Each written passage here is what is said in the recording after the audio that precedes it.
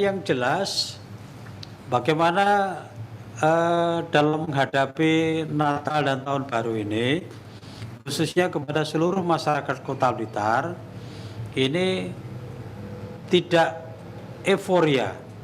Artinya, kita juga tidak melarang, tetapi bagaimana membatasi setiap pergerakan di masyarakat, terutama yang akan menyelenggarakan hiburan-hiburan secara terbuka yang di situ banyak kan dihadiri oleh masyarakat. Ini sebisa mungkin kita kendalikan, sehingga yang kita khawatirkan dengan euforia seolah-olah tidak ada COVID lagi, ini yang membahayakan. Makanya para petugas-petugas kita yang ada di lapisan masyarakat, khususnya di sekolah-sekolah, itu juga demikian.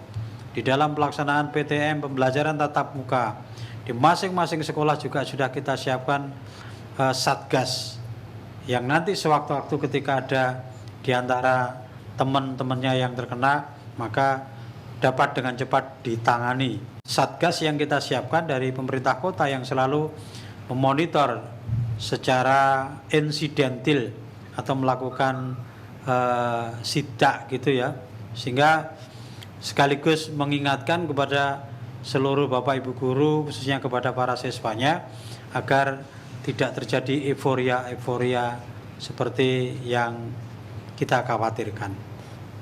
Ya, saya kira itu, Mas. Ya. Baik, Pak Santoso, kalau kita bergeser ke Pak Alexander. Pak Alexander, sebenarnya bagaimana sih Pak untuk mewaspadai lonjakan kasus di akhir tahun nanti kalau dari Satgas COVID-19?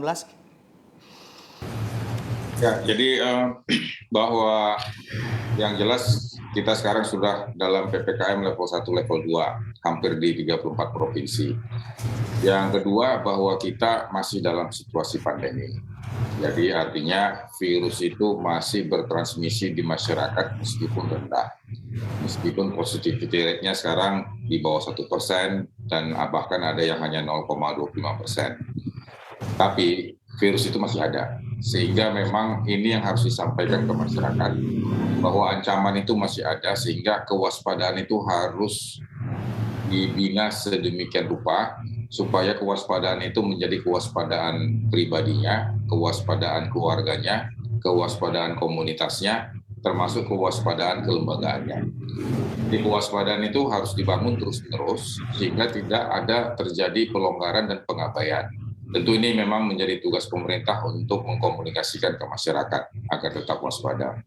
Yang kedua, memang Satgas tetap harus diperlukan untuk melakukan pengawasan pengendalian. Sebagai contoh misalnya bahwa sekarang masyarakat sudah mempunyai aplikasi Peduli Lindungi. Jadi kalau misalnya ada seseorang datang ke mal, kemudian dia punya aplikasi Peduli Lindungi warnanya hitam, maka si pengawas, si pengendali tidak boleh memulangkan ke rumah, tapi menganjurkan apakah dia ke isoter atau dia harus di isoman, karena aplikasinya hitam. Kalau hitam berarti terinfeksi. Demikian juga misalnya kalau ada seseorang dengan aplikasi Peduli Lindunginya warnanya merah, berarti dia belum divaksin. Maka ini harus direspon.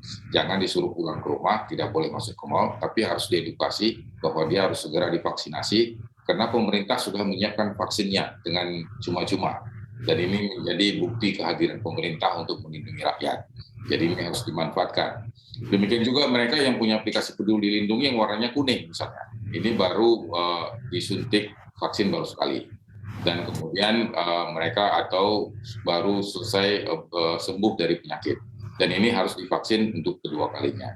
Jadi semua aplikasi yang ada ini harus dimanfaatkan, di samping untuk membatasi pergerakan, tapi juga direspon kalau misalnya ada bentuk-bentuk di mana dia belum divaksinasi atau sedang terinfeksi. Dan yang berikut juga bahwa Satgas yang ada di kota ataupun di kabupaten, ini juga harus bisa mengawasi supaya terjadinya vaksinasi yang dipercepat, 3T yang dipercepat, dan kemudian juga untuk mobilisasi.